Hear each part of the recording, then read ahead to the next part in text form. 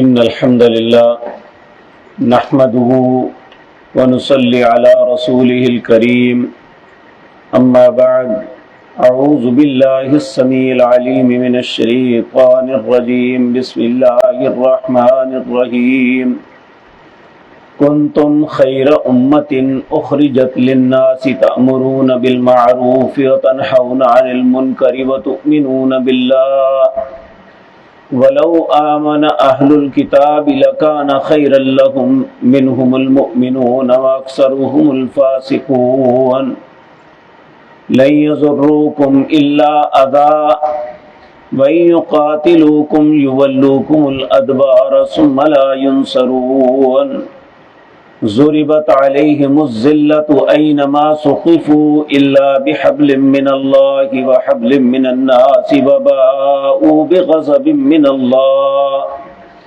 وضربت عليهم المسكنة ذلك بأنهم كانوا يكفرون بآيات الله ويقتلون الأنبياء بغير حق ذلك بما عصوا وكانوا يعتدون۔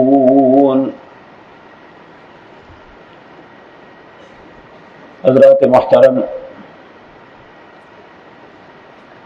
اللہ رب العزت نے اس آیت میں رسول اللہ صلی اللہ علیہ وسلم کی امت کو خیر امت کہا ہے۔ ائمہ مفسرین نے اس کے دو معنی کیے ہیں۔ پہلا معنی تو یہ کہ یہ صحابہ کرام رضوان اللہ علیہ مجمعین کے متعلق یہ بات ہے، لیکن اکثر مفسرین کہتے ہیں یہ ساری امت کے لیے ہے اگر وہ اپنے اندر چار صفات پیدا کر لیں،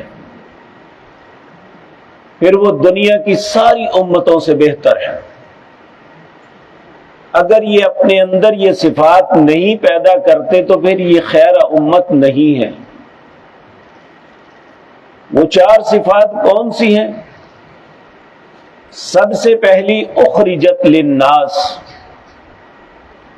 ہم میں سے ہر شخص کو یہ بات سمجھ لینی چاہیے کہ ہم اپنی ذات کے لیے صرف نہیں آئے، بلکہ ہمیں لوگوں کے لیے نکالا گیا ہے۔ نبی کریم صلی اللہ علیہ وسلم نے فرمایا خیر الناس من ينفع الناس، تم میں سے بہترین وہ انسان ہے جو لوگوں کے لیے فائدہ مند ہے۔ تو جو شخص لوگوں کا نقصان کرتا ہے، دھوکہ دیتا ہے، بددیانتی کرتا ہے، خیانت کا مرتکب ہوتا ہے، وہ شخص خیر امت میں نہیں آتا۔ وہ شخص آتا ہے جو یہ سمجھتا ہے کہ مجھے لوگوں کی اصلاح کرنی ہے، اور اس کے دو طریقے ہیں، تأمرون بالمعروف وتنہون عن المنکر۔ پہلی صفت لوگوں کے لیے نکالا گیا ہے، دوسری صفت وہ لوگوں کو نیکی کا حکم کرتا ہے، تیسرا برائی سے روکتا ہے۔ میں اور آپ جب اپنے چہرے کو، اپنی ذات کو اس آئینے میں دیکھتے ہیں تو ہم میں سے اکثر لوگ فیل ہو جاتے ہیں۔ نہ تو لوگوں کا فائدے کے لیے کوئی سوچتا ہے، ہر بات بندہ اپنے مفاد کے لیے لگا ہوا ہے، اس کی طرف سے ساری دنیا مر جائے اس کا اپنا فائدہ ہونا چاہیے۔ جبکہ رسول اللہ صلی اللہ علیہ وسلم نے جن لوگوں کی تربیت کی تھی، احد کی جنگ کے موقع پر ایک ایسا عظیم واقعہ پیش آیا کہ زخمی زخموں سے کرا رہے ہیں، ایک شخص نے پانی مانگا، پانی پلانے والا بھاگ کے اس کی طرف آیا، پانی پلانے لگا تو دوسرے کی آواز آ گئی۔ اس نے کہا مجھے چھوڑ دو، میرے بھائی کو پلاؤ، ممکن ہے اسے مجھ سے زیادہ ضرورت ہے۔ جب وہ اس کے پاس پہنچا تو تیسرے کی آواز آئی، اس نے کہا مجھے چھوڑ دو، اسے پلاؤ۔ اسی طرح تیسرے سے چوتھے، چوتھے سے پانچویں، جب وہ آخری کے پاس پہنچا تو اس کی جان نکل گئی. پھر وہ اس سے پہلے کی طرف بھاگا تو اس کی جان بھی نکل گئی. علی ھذا القیاس سب کی جان نکل گئی، لیکن اپنی جان کی پرواہ نہیں کی، دوسرے کی فکر کی. یہ امت محمد الرسول اللہ کا وصف تھا. آج یہ کہاں گم ہو گیا؟ یہی سبب ہے کہ دنیا کی ذلیل ترین قومیں ہم پہ مسلط ہیں. ہم ان کے حکم کے مطابق زندگی گزارتے ہیں جبکہ اللہ نے انہیں ذلیل ترین کہا ہے. اللہ ہمیں خیر کرنے والا بنا دے.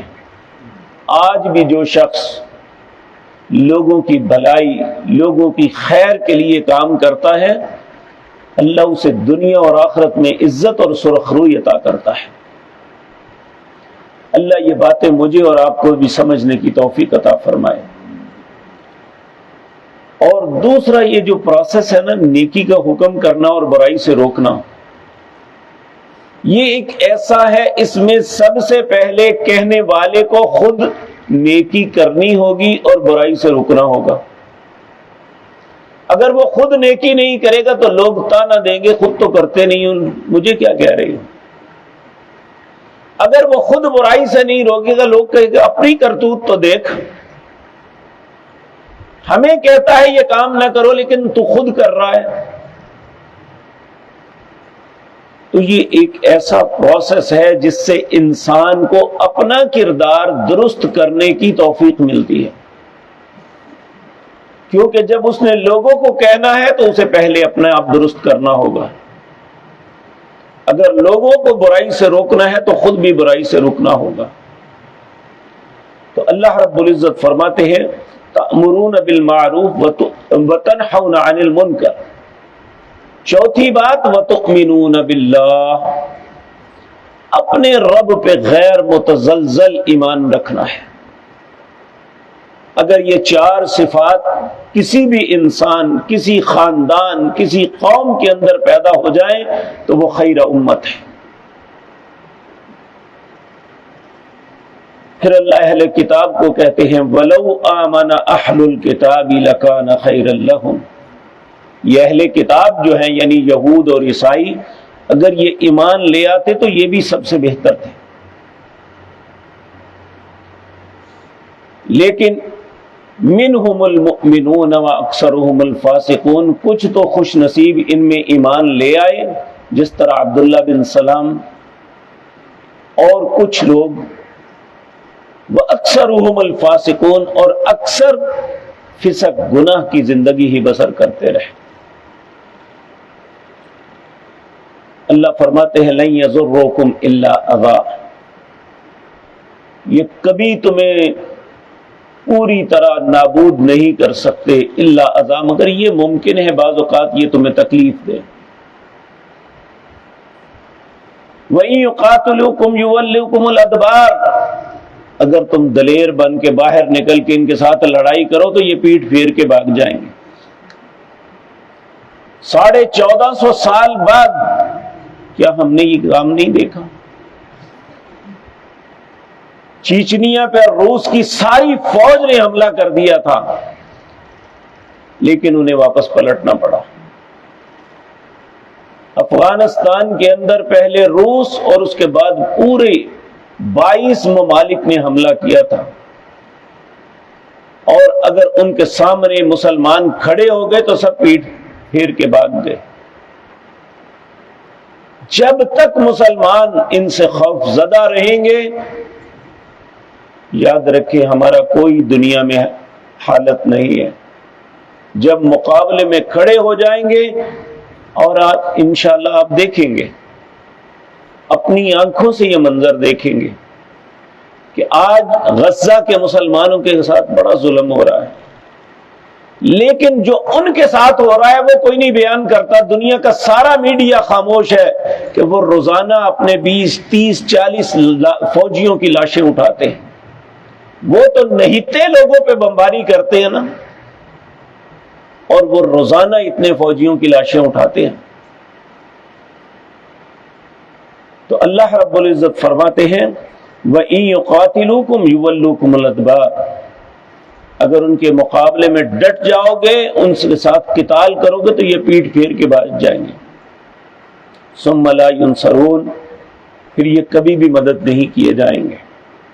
اللہ فرماتے ہیں ضُرِبَتْ عَلَيْهِمُ الذِّلَّةُ، اللہ نے ان پہ ذلت مسلط کر دی ہے. اَيْنَمَا سُقِفُوا، یہ جہاں بھی رہیں گے، الا بحبل من اللہ، یا تو اللہ ہی نے مہلت دے گا، وحبل من الناس، یا لوگوں کی مدد کی وجہ سے قائم رہیں گے. آج اسرائیل اگر قائم ہے تو یہ امریکہ کی پشت پناہی ہے، پورا یورپ اس کے پورا ملت کفر اس کے پیچھے کھڑا ہے. تو اللہ رب العزت فرماتے ہیں وباءوا بغضب من اللہ، یہ جب بھی اللہ کے حضور لوٹیں گے اللہ کے غضب کے ساتھ لوٹیں گے.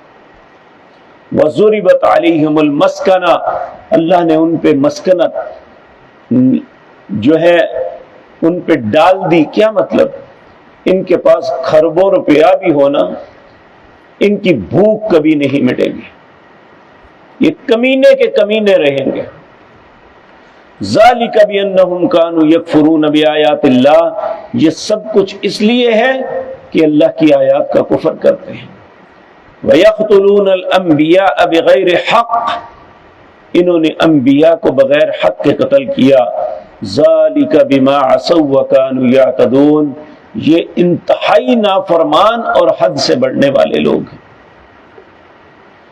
ہم سورۃ جمعہ میں پڑھتے ہیں اللہ یہودیوں کو پکار کے کہتا ہے یا ایھا الذین ھادوا ان زعمتم انکم اولیاء للہ من دون الناس فتمنوا الموت ان کنتم صادقین، اگر تم سمجھتے ہو کہ اللہ کے بڑے قریب ہو، محبوب ہو، تو موت کی تمنا کرو.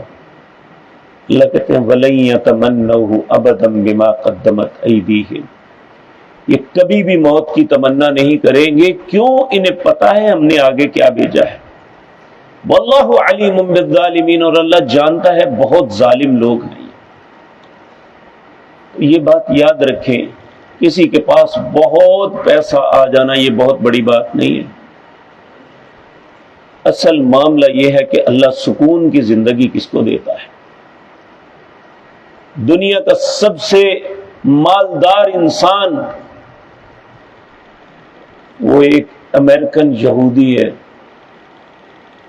ساری دنیا کی بربادی کا سامان کر رہا ہے، لیکن اسے خود سکون نہیں، اس کی خان کی زندگی درست نہیں، وہ اپنی ازدواجی زندگی اطمینان سے نہیں گزار سکا، طلاق میں ہے، خوف کی زندگی بسر کرتے ہیں. تو ہم نہ پیسہ ہوگا، اطمینان کی نیند تو سوتے ہیں، ایک خاندانی زندگی تو گزارتے ہیں، بچے ماں باپ سے محبت کرتے ہیں، ماں باپ اپنے بچوں کو دیکھ کے جیتے ہیں. اے مسلمانوں یقین جانو اللہ نے تم جیسی زندگی کسی کو نہیں عطا کی. تو اللہ رب العزت یہ باتیں مجھے اور آپ کو سمجھنے اور ان پہ عمل کی توفیق عطا فرمائے. اقول قولی ھذا واستغفر اللہ.